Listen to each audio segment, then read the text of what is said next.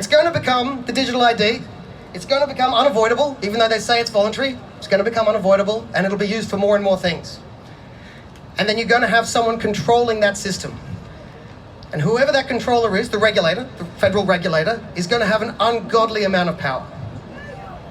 At that, well, I mean, it's easier to escape Google than it is to escape the federal government.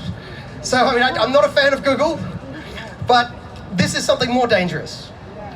All right, the federal government has far more guns than Google, and the legal right to use them. But anyway, as I was going to say, this is, once it becomes effectively unavoidable and used for everything as an access point. My point here is not about the ID, it's the access point issue. Once that happens, there will be an ungodly amount of power. And then we've got a couple of options. We can hope and pray in the benevolence and wisdom of all future politicians.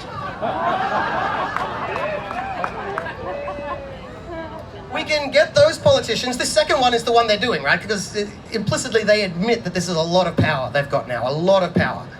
And they say, well, these benevolent politicians can write their own safeguards to promise that all future politicians will follow those safeguards. Look, it's better to have safeguards than not have safeguards, but let's be honest, it's not going to stop.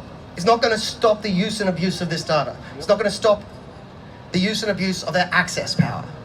So it's better to have safeguards than not. But history has taught us this crystal clear. There is only one way to maintain our safety from this sort of power, and that is not to centralize the power in the first place.